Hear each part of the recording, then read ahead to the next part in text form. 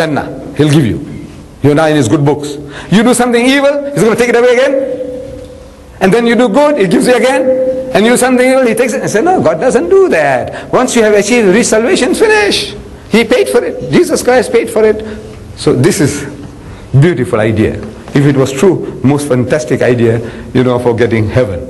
You don't have to do anything. You just believe. You say you believe and salvation is yours. Of course, for us we have to sweat. And it's easier just to believe and get it. So they are only wanting to find justification for that belief that Christ died for their sins. Our sister. Yes. Well, Quran says that Muslims can marry Jewish and Christian women. But can you tell me, or can you prove that any Christian or Jewish woman has ever produced a correct Muslim child? The Spanish downfall was due to these mixed marriages. In India, the downfall was due to these marriages with the Hindus, etc. Those wasn't right. Anywhere you go where there are mixed marriages, there is no Islam there. No, because children, they are brought up with the mother, they spend more of their time with the mother. And whatever they educate them, they raise it up. So many of our brothers, they take this advantage that we can marry Jewish or Christian women. But don't they think that what are the consequences? The question is about Muslims marrying Christian and Jewish women. Allah Bari Ta'ala tells us that you can marry women of the Ahl al-Kitab who are, the word mutata, the pious women among them, wal muhsinat, of those who are virtuous women. Among Muslims, when we are looking for wives, we must look for virtuous women. When you find among the Christians, they should be better than any Muslim woman you can find. But generally, our brethren, they get the rejects. You see? No, this is, I'll give you an example. See, when I was working in the furniture trade, I had a brother working with me, Mr. Hafiji, and I saw his brother one day with a colored woman. It's a mixture between black and white in South Africa. And to all appearances, she was a spent force, ugly and all that. So I'm coming and telling this friend of mine, I said, I saw your brother with his wife. And what a thing, man, what a thing. He says, you see, Mota, big brother is telling me, some people, they eat meat and they throw away the bones. My brother picks it up and makes a garland. So there are brothers, Muslim brothers, they make garlands around their necks. Where did they find this woman? It's on the dance floor.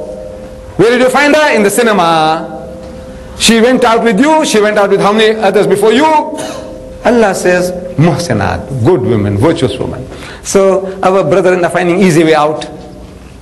They say Islam allows. What does Islam allow? You see, the ummah was such an ummah that's given that permission, that the whole ummah, everybody is eager to have that woman changed. Your business, my business, everybody's business. There's no such thing as my business and your business. So I have a right, but I'm shut up. Then the children that are born, what happened? Marriages break up. Sometimes it's a conversion of convenience. Generally, I have seen in my country, the woman is converted. What is that? He goes with this woman to the sheikh, to the Maulvi, and says, look, I want to marry this woman. So the Maulvi Sahib asks the woman, you want to marry him? He said, yes. So say the kalima. So what's that? Say la ilaha illallah. So she said, la ilaha illallah, Muhammad Rasulullah. That's right. Now from today, your name is Fatima.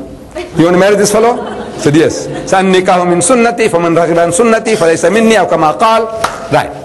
He's got a license.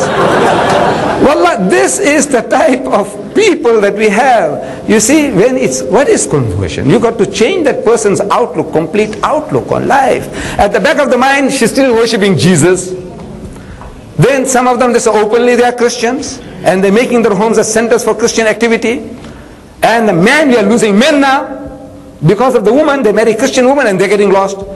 In South Africa at the present moment, there are so many Muslim murtads are coming forward. You find Shabbir Wadi, his wife is a Christian. Salim Adam, his wife is a Christian. All these, because of the women, they are all Christianized now. Even if they were not Christianized, as soon as the marriage breaks up, where does the woman go with your Fatmas and Khadijas and Muhammads? Back again to her people. And where are they going? Aunties and grannies are going to church. So your little Fatmas and Khadijas and Muhammads are going to church. They're getting Christianized. Marriage break, you die.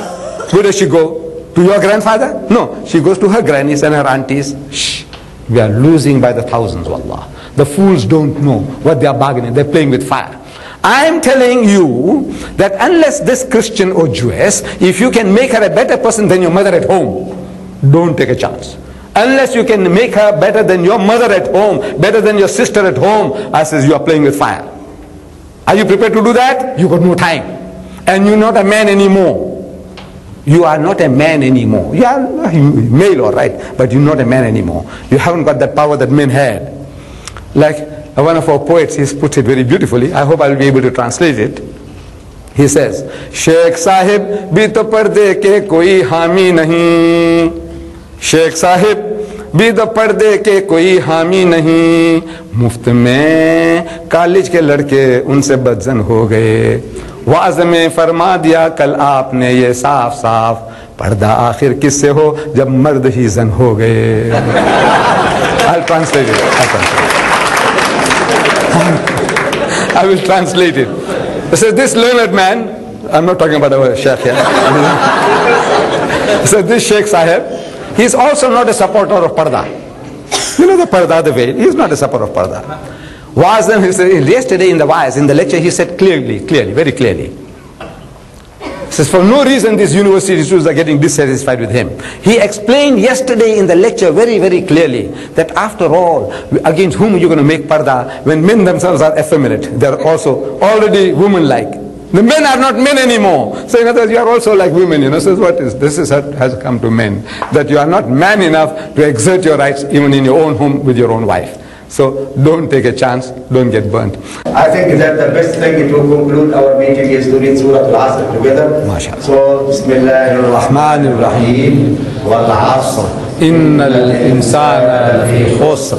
Illa alladhina amanu wa amilu salihat.